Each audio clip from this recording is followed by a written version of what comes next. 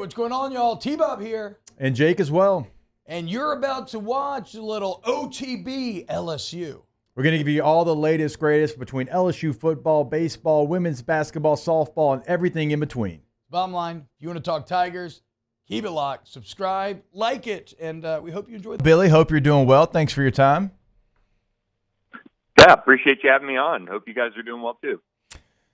Billy, so I'm in Vegas last week, and I'm doing a college sports show, and it was National Signing Day, and when I say it didn't feel like it at all, like as the years passed, just more and more, because so many players sign in December, what we used to have the Bayou Bash for, and we used to spend like all this money to have all these big productions covering what was National Signing Day, the first Wednesday in February.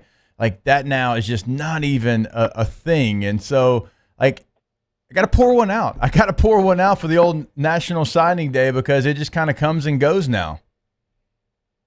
Yeah, it really does. And I mean, for schools, that's kind of how you want it to be with the new change, of course. But for us, the shine has certainly, come off. I mean, the good thing for us down the stretch this week or last week was, at least tracking a 5-star. You're not tracking, okay, they have to fill a need, what under the radar guy are going to try and go in and flip or something like that. They were, high stakes recruitment, at least for LSU with Terry Bussey. But no, I think that's just the change which we're seeing. I kind of wish you could sign before your playoffs begin, and then you can have the late signing period in April like the other sports do it. I just think that would be probably best for the calendar. The calendar has to be fixed. It's a wreck. I mean, we're seeing it. Chip Kelly leaves UCLA to go be Ohio State's offensive coordinator in the same league, because of recruiting and NIL pretty much. And a couple coaches left for the NFL for coordinator jobs recently as well. And so it's just a mess. And I mean, it's big business now. And so you don't want drama as a coach because your livelihood depends on this and all of that, and having a good class and having it wrapped up without any drama. But for us, it's definitely not as exciting in a sense anymore.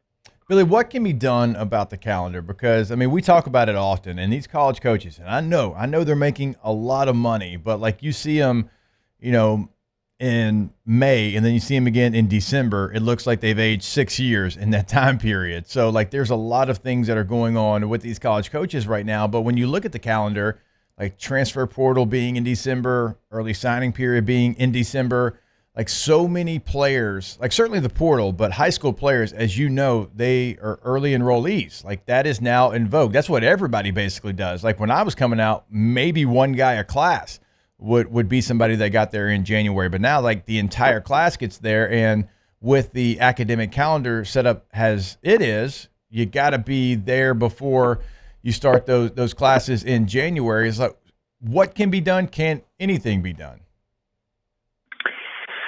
In terms of the hiring and firing cycle, I mean, that you can't really change that because of the timing of the season, of course. And that's what this is kind of all linked to for the most part outside of the portal, I guess. And you have to work the portal around the firing and hiring season pretty much, which falls over the holidays for the most part until the NFL comes around. And, I mean, honestly, you could pop a quarter in me for your national show you had last week, and I probably could have gone on for the full 2 hours for you or something. But there's so many different angles to it because for me, I just look at it and say, okay, if you know where you want to go, you should have your signature on a piece of paper before you start your high school playoffs if you're going to the playoffs. That way you can focus on that. You can still take a visit if you want, go check out a game, but then it also can go dead in December completely for the coaches while they're doing bowl prep. You can focus on the transfer portal then, which you could pretty much keep that window the same, I would think. Yeah.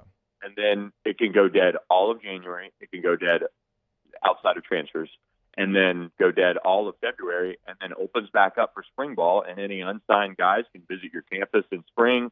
You have the transfer portal window after the spring, where what you're working with on your roster, and you can either address through the portal or with that late signing period, you have the chance to address with some unsigned seniors as well. So that would probably get the coaches off the road for more time, because they get done with the season and they hit the road, and they basically get, if they're not hitting the road, they're doing bowl prep. And like you said, they get paid a ton of money. But when you look at their calendar, and people wonder why, some people will say, oh, they just can't cut it at the college level. That's why they're going to the NFL. They want the easy way out. Well, I mean, if somebody told me I could work, probably, Jacob, 3 less months out of the year and make more or the same, I mean, that's probably a good deal. And so, and you don't have to recruit. So it's something that has to be fixed. I do like the July mostly dead month. I wish they could almost flip it and say, okay, you could make July, like after the 4th, you can make that whole period live, where it's kind of like AAU and the hoop circuit, where coaches can go out and watch camps at 7-on-7, or you can host camps on your campus and host official visitors. And that way you could have June be dead. You could have some time for, basically Memorial Day on and do some, family time and things like that. And that way you basically could narrow it down to March for spring ball, April, and then once May 15th hits, you can be done with, spring practices for high schools. And even high schools might move up practices if that's the case. So that would be kind of my not so brief synopsis on how to at least start with the calendar. Get you up with On3.com's Billy Embody here on OTB. Billy, let's go to the 2024 class that we just saw LSU finish up last week. And they go all the way to number 7 in the On3 rankings. And this was a class that was, 13, 14, somewhere in that range. A lot of people asking questions, and it was like, just be patient. There's still more people to add to this class. And then once you do add a couple of 5 stars, you got 17 4 stars. It turns into a really nice class for LSU. Like, did you think that they could get to number 7 when they were down there in the 13, 14 range? Because I'll be honest with you, I didn't know that they would have this ability. And then when they got in the top 10, it felt good. You're like, okay, well, here's some real movement. And then going all the way up to 7, it feels like LSU did a really nice job of closing. Yeah, and that's the 7th ranked class is the On3 industry ranking, and On3 is a little higher. So we've got them at the number 4 class in the country. So I think for me this summer, it was they had pretty much wrapped up a lot of the class, right? And by the time the season started, Gabe Relaford, Dominic McKinley, they had committed to A&M, and Weston Davis was committed to A&M. And this summer, when the class was unfolding and some of those guys were going elsewhere, I didn't really think Jimbo Fisher would fall that flat on his face this year. So I was a little skeptical, but you also say at the same time, let things play out. But as of then, I was, wondering where the true star power was going to come from to put it well inside the top 10. And sure enough, Jimbo Fisher helped LSU out a good bit, I feel like. And Brian Kelly said as much on Dominic McKinley. And credit to the staff. That's why you keep recruiting your top targets, both in-state and out-of-state. And Weston Davis told me he didn't like what he saw from Jimbo Fisher's offensive line, and that's what kind of saw his flip come even before the coaching change there in College Station. And so they just stuck with recruiting their board. They didn't go out and expand it and start, really stretching to find, somebody that fit on the defensive line elsewhere, and went out and tried to go get somebody nationally that they didn't have a relationship with to start. They held firm on recruiting Gabe Relaford, Dominic McKinley, Weston Davis, guys like that, and it really paid off. And that's what you need to do as a coaching staff, is stick to your guns sometimes. And when coaching changes happen, I mean that's why it pays off. And even if, let's say, Jimbo Fisher wasn't fired and somehow those guys signed, or 2 of the 3 signed, or 1 of the 3, you still recruit them all the way through the whistle, because the transfer portal. So they did right by those guys, and it really paid off.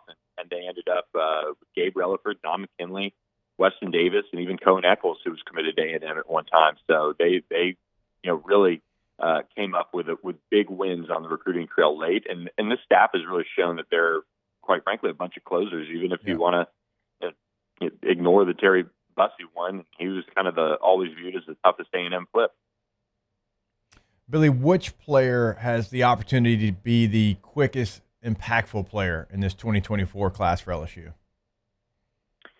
I think opportunity-wise, it's got to be Don McKinley. And not to put undue pressure on him, but he's a really, really good football player who has the size. At Under Armour, he really showed that he belongs with the nation's best, and which is why he finished as a 5-star for On3. And, looking at just his body, his motor, he plays with good leverage, low pad level. That is the type of stuff you want to see from defensive linemen. Now, caveat to that is defensive linemen, and especially the interior guys, do sometimes take a little bit longer to develop. But the good thing for Dom is he does have the size and he has the opportunity. So he's one to really watch. And then you could watch Deshaun McBride and Joel Rogers, find a way onto the field in the back end of the safety spot. And then Caden Durham, should be a guy that steps in early in the running back rotation and gets some opportunities to play. So there's some early impact guys, but this is also a class that you see a lot of guys that, now that they've retooled the roster and they have it up to those numbers that Brian Kelly wanted and things like that, you can take your time with them and see them develop and find their footing when it comes to getting to LSU and learning the way and watching some of the older guys. All right, Billy, we'll have you back on to talk about what looks like a potential epic 2025 class here in the next couple of weeks. You can check out Billy's work at Billy Embody is the handle, also at Bengal Tiger on 3. Billy, we appreciate your time as always. Thanks for hopping on with us. Wow, Jake, what incredible takes. I mean, those guys, they're just the best. I think so. And if you think so, again, hit the like button, subscribe, ring the bell so you get notifications when we post every single day here on OTB LSU.